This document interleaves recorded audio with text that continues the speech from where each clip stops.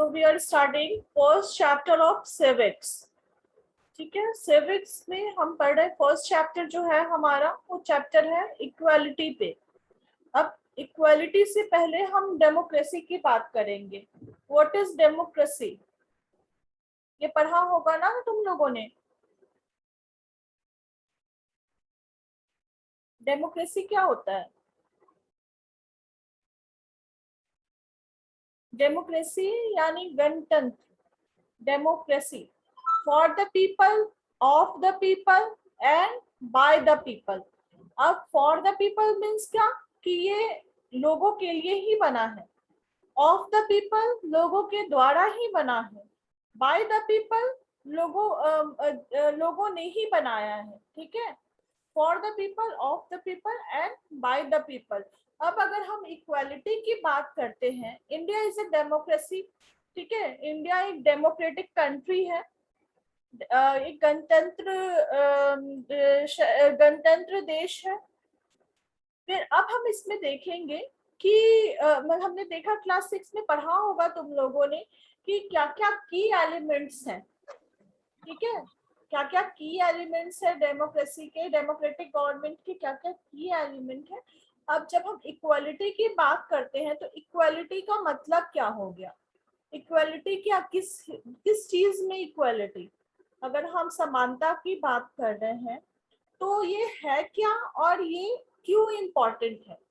ठीक है, इसमें लोगों का कितना पार्टिसिपेशन है, कितने किन लोगों को इंक्लूड करते हैं, जो कॉन्फ्लिक्ट हो रहा है वो कॉन्फ्लिक्ट क्यों हो रहा है, उसका रेजोल्यूशन क्या है, ये जो जस्टिस है सबको जस्टिस मिल रहा है या नहीं, अगर कोई हमारे साथ अन्याय हो रहा है, कोई प्रॉब्लम आ रही है हमारे ऊपर, तो उसका प्रॉपरली उसके जस्टिस हो रहा है या नहीं, और टाइमली जस्टिस हो रहा है या नहीं। ठीक है, क्योंकि अगर ये भी एक टर्म है कि जस्टिस डिले, जस्टिस डिनाइड, कि अगर जस्टिस में डिले हो रहा है इट मींस कि वो जस्टिस प्रॉपर नहीं हो रहा है।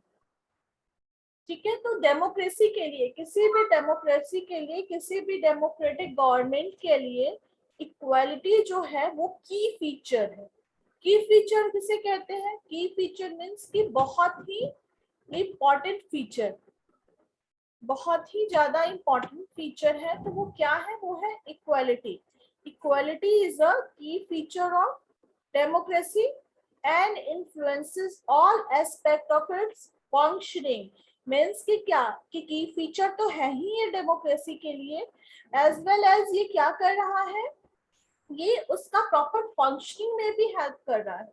ठीक है, जो फंक्शनिंग हो रही है, जो हमारे जो हमारे गवर्नमेंट में फंक्शनिंग हो रही है, जो हमें अधिकार मिले हुए हैं, जो हमारे राइट्स मिले हुए हैं, वो सब भी इस पे कहीं ना कहीं डिपेंड करते हैं। अब जैसे राइट टू वोट, ये एक राइट है। ठीक है, इक्वालिटी अब अगर हम देख लें कि अगर राइट टू वोट है मीन्स आफ्टर 18 इयर्स मेल हो, फीमेल हो, ट्रांसजेंडर भी हो, ठीक है, ये सबके सब वोट दे सकते हैं।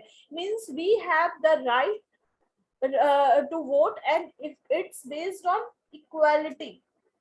जैसे वोट तो देना है, ऐसा तो नहीं है ना कि कोई प्रॉपर क्लास, जैसे प्रॉपर जेंडर जो है वो ही वोट कास्ट करेगा, सिर्फ मेल करेंगे फीमेल नहीं, या सिर्फ मेल फीमेल करेंगे ट्रांसजेंडर नहीं।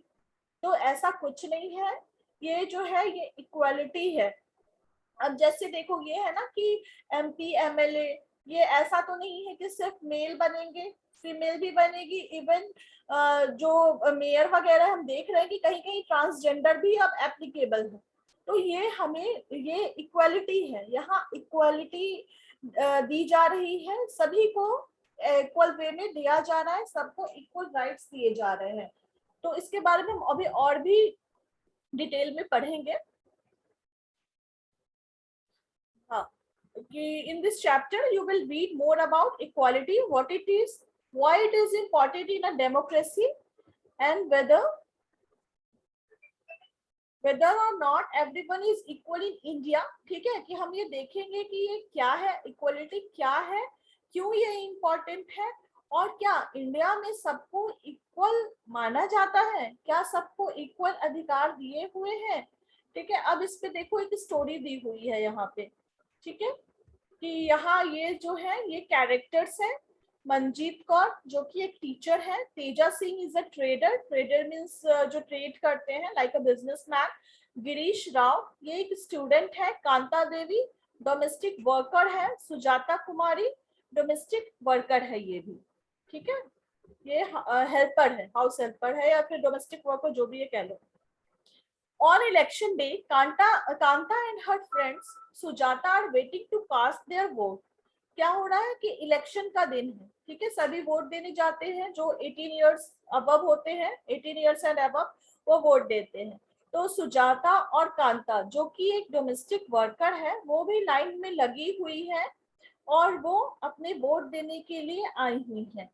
तो ये कांता जो है वो सुजाता से कह रही है, isn't it good Sujata that we can all vote as equal citizen of our country, even Jain साहब is standing in the line with us। ठीक है, उनको ये चीज बहुत अच्छी लग रही है। जो कांता है, सुजाता है, नॉर्मली डोमेस्टिक वर्कर है, वो कहीं जाके घरों में काम करती है, she is working as a maid, ठीक है, हाउस हेल्पर, डोमेस्टिक वर्कर की तरह वो काम करती है। लेकिन जब वो जा रही है वोट कास्ट करने अपना, जब वो अपना वोट देने जा रही है तो वो देख रही है कि जो जैन मे बी जैन साहब जो है वो थोड़े से प्रिविलेज्ड क्लास से बिलोंग करते होंगे। तो जो जैन साहब है वो उसके बारे में बात कर रही है कांता से, सुजाता से, कांता बात कर रही है सुजाता से कि देखो ये अच्छा नहीं है कि हमारी कंट्री में सबको इक्वल राइट मिला है, हम सभी वोट दे सकते हैं, ऐसा नहीं है कि हम डोमेस्टिक वर्कर है तो हम वोट नहीं दे सकते हैं।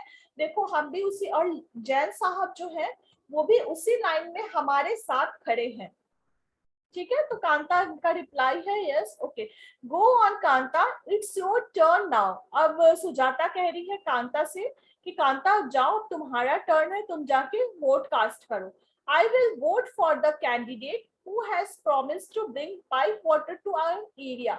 अब वो किसको वोट दे रही है, किसको कास्ट कर रही है वोट, वो उसको कर रही है, उस कैंडिडेट को जिसने की प्रॉमिस किया था।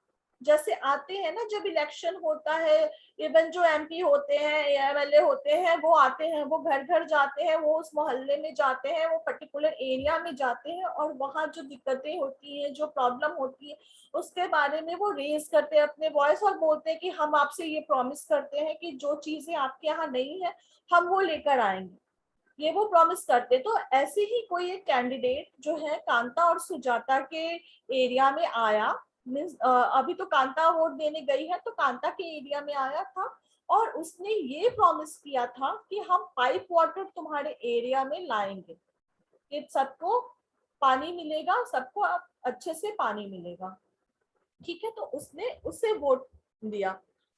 अब देखो यहाँ पे और भी कुछ कैरेक्टर ऐड हो गए हैं। अब्दुल रहमान जो कि आर्टिसन है, शबनम बानो एक हाउसवाइफ है, ग्रेसी लेलेन ये कंसल्टेंट है, इजाक लेलेन ये गवर्नमेंट ऑफिसर है, रुखसाना मिर्जा ये media person, Yograj unemployed, Ashok Jain industrialist. Okay, we will see you later Kanta, yes नमस्ते साहब, ठीक है। ये लोग भी वोट के लिए लाइन में खड़े हैं और सबने अपना अपना वोट कास्ट किया है, ठीक है। अब कुछ देर के बाद क्या होता है कि जो जैन साहब है वो भी अपना वोट कास्ट करके चले गए। अब देखो क्या बातें हो रही हैं। Gloria has been running fever and I have to take her to the hospital, but I will have to finish the work at Sahib's house first and ask for some advance। इसकी गुड़िया में भी उसकी बेटी होगी, यहाँ जो lady है, और वो उसे बहुत फीवर हो रखा है और उसे हॉस्पिटल लेकर जाना है। लेकिन वो क्या कह रही है कि उसे उसके लिए सबसे पहले जाना होगा जहाँ वो काम करती है, वहाँ काम करना होगा और फिर उसे कुछ पैसे मांगने होंगे कि वो फिर ले जाकर अपनी बेटी को डॉक्टर को दिखा सके। घर पे अब देखो ये घर का सीन है। Here have some of these, you will feel better and when I get back in the evening we will go to the hospital, okay। क्या होता है वो उसने कुछ दिया पीने को, मे बी कोई काढ़ा वगैरह होगा कि तुम ये पी लो और फिर तुम्हें अच्छा फील होगा, मैं शाम में आती हूँ तो तुम्हें हॉस्पिटल लेकर जाऊंगी। It's no wonder that Gudiya falls ill often. The basti is never clean. मतलब वो ये सोच रही है कि कोई बहुत बड़ी बात नहीं है कि गुड़िया जो है हमेशा बीमार पड़ती है, क्योंकि हमारी बस्ती जो है वो क्लीन होती ही नहीं है, ठीक है, वो गंदी रहती है। अब यहाँ देखो, make sure to do the corners properly. यहाँ देखो ये झाड़ू पोछा लगा रही है और किसी और के हाउस को क्लीन कर रही है, जिसमें से एक इंस्ट्रक्शन दिया जा रहा है कि सारे कॉर्नर को भी अच्छे से साफ करो। Here's your advance Kanta but don't make a habit of it. ठीक है, ये वो जो जहाँ वो वर्क कर रही है वो उसे एडवांस दे रही है, कुछ मनी दे रही है कि हाँ भाई तुम ये पैसे थोड़े पहले ले लो, लेकिन हाँ इसे अपनी आदत मत बना देना और हमेशा मुझसे ऐसे पैसे नहीं मांगना। तो इसका रिप्लाई होता है okay, no madam, that evening just few more minutes बेटी, जैन मैडम एंड जैन साहब may stand in line to vote, but they never have to do it when their children are sick। ठीक है, अब वो अपनी बेटी को कह रही है कि जैसे ये लाइन में लगे हुए हैं ओपीडी के, देखो ये हॉस्पिटल में है और ये लाइन में लगी हुई है, और अपनी बेटी को कह रही है कि कुछ मिनट्स और, अब हमारा टर्न आने वाला है। फिर वो ये सोच रही है कि देखो जैन मैडम और जैन साहब वोट के लाइन में तो खड़े थे, लेकिन क्या उन्हें हॉस्पिटल के लाइन में भी खड़ा होना पड़ेगा? वो तो हॉस्पिटल के लिए लाइन में नहीं खड़े होंगे जब उनके बच्चे बीमार होंगे। ठीक है, तो ये हमने क्या देखा, कहीं इक्वालिटी है? बस कहाँ इक्वालिटी है? इक्वालिटी वहां है जब वो वोट देने जा रहे हैं, बट जब ये हॉस्पिटल में आ रही है अपनी बहुत बीमार बच्ची को लेकर, कितनी बच्ची बीमार है ये नहीं देखा जा रहा है, यहाँ कोई इक्वालिटी नहीं दी जा रही। जो प्रिविलेज है, जो काफी रिच पर्सन है, वो जाके किसी हॉस्पिटल में या किसी प्रॉपर फिजिशियन से कंसल्ट कर सकते हैं, 1-to-1 वो कंसल्ट कर सकते हैं, लेकिन ये जो डिप्राइव्ड पर्सन हैं, जो लेबर क्लास से बिलोंग करते हैं, क्या ये अफोर्ड कर सकते हैं?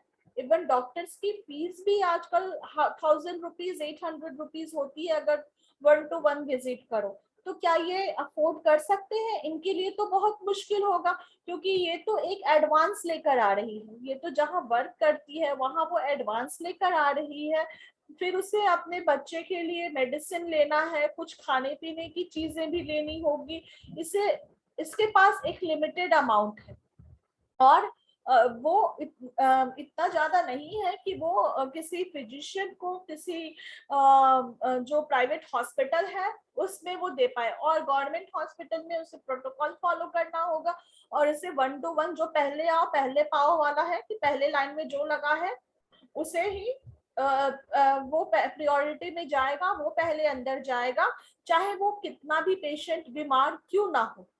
तो यहाँ हम देख रहे हैं कि एक जगह तो इक्वालिटी है, अगर हम ये देख रहे हैं कि हाँ ठीक है यहाँ वोट करना है तो वोट में तो सभी लाइन में खड़े हैं, कोई भी वो क्लास हो, लेकिन जब यहाँ हॉस्पिटल की बात हो रही है तो फिर ये लाइन यहाँ नहीं है, ये लाइन यहाँ नहीं है, यहाँ सबसे पहले प्रायोरिटी उन्हें दिया जाता है जो रिच है, जो इलाइट क्लास से बिलोंग करते हैं। ठीक है, तो ये एक स्टोरी तो हमने देख ली, और इसका क्या प्रॉस एंड कॉन्स है और इसका क्या मोरल है या क्या ये हमें मैसेज देना चाहता है, हमने ये भी देखा कि इक्वालिटी सेम नहीं है दोनों जगह। ठीक है, बस वोट के लिए इक्वालिटी है, बट अगर बात हो रही है तो अभी भी लोगों के मन में कुछ लोग ऐसे भी हैं कि अरे भाई ये लेबर क्लास है तो इसे हम, अगर हम कास्ट में ही देखें, कास्टिज्म के अकॉर्डिंग भी अगर हम इक्वालिटी देखते हैं तो नहीं, हमारे यहाँ अभी भी ये इक्वालिटी नहीं है, अभी भी लोग कास्टिज्म पे बिलीव करते हैं। लोग कहते हैं कि अच्छा ये तो अपर कास्ट से है, ये लोअर कास्ट से है, ये ओबीसी है या ये है, तो ये ऐसे अभी भी ये लोगों की सोच है, बट ये चीजें जाएंगी, ये जरूर जाएंगी। इसके लिए अगर जैसे जो एजुकेटेड है, ठीक है, जो पढ़ रहे हैं, जैसे तो मैं पढ़ा रही हूँ, तुम लोग पढ़ रहे हो, तो ये चीज तुम लोगों को पता है ना कि हाँ एज सच कास्टिज्म जैसी चीज नहीं होनी चाहिए. We should treat everyone equally. ठीक है, चाहे वो रिच हो, वो पुअर हो, वो किसी भी क्लास से बिलोंग करता हो. बट अभी भी हम देखेंगे कि मेड को लोग एक अलग कप में चाय देते हैं, है ना. मेड को भाई तुम नहीं बैठ सकते हो यहाँ, और वो अलग से गंदे से ट्रीट करते हैं जो लेबर क्लास है उनको. लेकिन नहीं, हमें ऐसा नहीं करना चाहिए. ठीक है, क्योंकि वो भी इंसान है, हर किसी की कोई ना कोई प्रॉब्लम होती है, तो may be due to that problem they are facing this thing in their life. Okay. Now the story above begins with Kanta standing in line to cast her vote. Look again at the various people who are standing in line with her. Kanta recognizes her employer Ashok Jain and Chote Lal, her neighbor.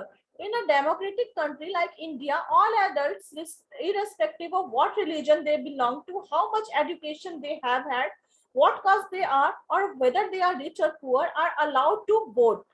ठीक है, ये तो हमने अभी देखा कि कोई भी हो, कैसा भी हो, किसी भी रिलीजन से बिलोंग करे, किसी कोई एजुकेटेड है नहीं है, किस कास्ट का है, रिच है पुअर है, सभी वोट करते हैं. हमने ये चीज देखी अभी. ठीक है.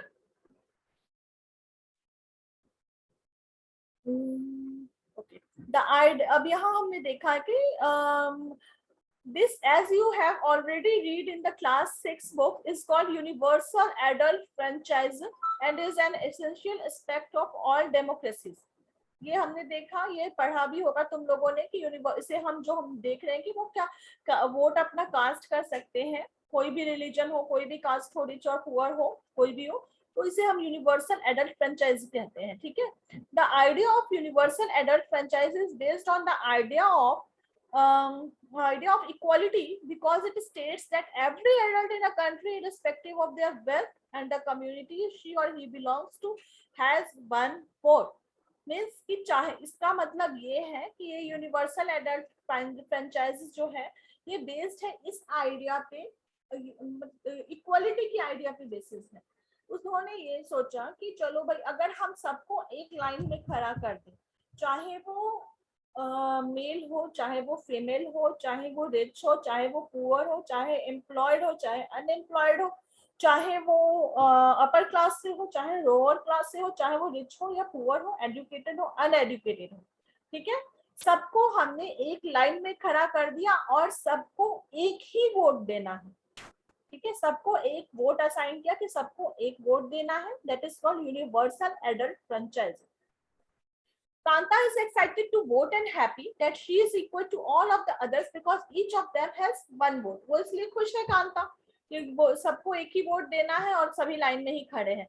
But as her days goes on, Kanta becomes less certain about what this equality really means. ठीक है, अब हमने देखा जो हॉस्पिटल वाला जो सीन है, इसने इसे सोचने पे, कांता को ये सोचने पे मजबूर कर दिया कि क्या मतलब इक्वलिटी सच में है. Is equality really means? What is it that makes Kanta unsure? क्या चीज ऐसी थी जिसने कांता को unsure किया. ठीक है, तो ये हमने इसके डे टू डे लाइफ में देखा कि वो एक स्लम में रहती है, उसके घर के पीछे एक ड्रेन है, उसकी डॉटर जो है वो सिक है, बट वो उसे तुरंत लेकर जा नहीं सकती है हॉस्पिटल में, क्योंकि उसे काम करना है. उसे काम करना है, वो काम करेगी तभी उसे पैसे मिलेंगे और तभी वो अपने डॉटर को डॉक्टर के पास ले जा पाएगी. फिर वो दिन भर काम करती है, थक हार के आती है, अपनी बेटी को डॉक्टर के पास लेके जाती है और तभी उसे एक लंबी लाइन में लगना पड़ता है किसी गवर्नमेंट हॉस्पिटल में. ठीक है, क्योंकि ये है कि क्यों गवर्नमेंट हॉस्पिटल में जाना पड़ रहा है, क्योंकि सभी के सभी पुअर है, जो भी वहां खड़े हैं मैक्सिमम लोग पुअर हैं. तो यहाँ एक क्वेश्चन अराइज हो रहा है, do you think Kanta has enough reason to doubt whether she really is equal. List 3 reason from the story above that might make her feel like this. ठीक है, तो इससे हमें 3 रीजन बतानी है कि कांता ने ऐसा क्यों सोचा कि इक्वलिटी मिली है. सबसे पहला रीजन तो हम ये देखेंगे कि उसका जो सराउंडिंग है वो इतना डर्टी है कि उसकी बेटी जो है वो अक्सर बीमार पड़ जाती है उस सराउंडिंग के कारण. उसके बाद दूसरी बात कि वो एक डे ऑफ नहीं ले सकती. अगर वो डे ऑफ लेगी तो फिर उसे पैसे नहीं मिलेंगे, पैसे के लिए उसे जाना पड़ रहा है, उसे अपने जो मालिक है उसके पास गिड़गिड़ाना पड़ रहा है। तीसरी चीज कि जब उसने वोट कैसे कास्ट किया कि जो पाइपलाइन लेकर आएगा, वाटर पाइपलाइन जो लेकर आएगा उसके स्लम एरिया में, वो उसे ही वोट देगी, मीन्स कि उसे पीने को अच्छा पानी भी नहीं मिल रहा। और द फोर्थ वन, यहाँ 3 रीजन है और मैं बहुत सारे रीजन बता दूंगी। You have to list 3 reasons and you also can make several reasons regarding that. चौथा रीजन जो है वो ये है कि हॉस्पिटल में इसे लाइन में खड़ा होना पड़ रहा है, जबकि इसकी बेटी काफी बीमार है, तब भी इसे लाइन में खड़ा होके ही और अपने टर्न का वेट करना पड़ रहा है। जब इसका टर्न आएगा तभी ये डॉक्टर इसे देखेंगे। तो ये सारी चीजें जो है कहीं ना कहीं ये क्वेश्चन अराइज कर रही है कि क्या इक्वलिटी वास्तव में है, क्या इक्वलिटी सच में है। तो ये सारी चीजें लोगों को सोचने पे मजबूर कर रही है। Now we will see other kinds of equality. अब हम ये कल देखेंगे, other kinds of equality we will see tomorrow. और ये क्वेश्चन कर लेना, इसको अच्छे से इस आंसर को फ्रेम करके और मुझे सेंड कर देना व्हाट्सएप पे।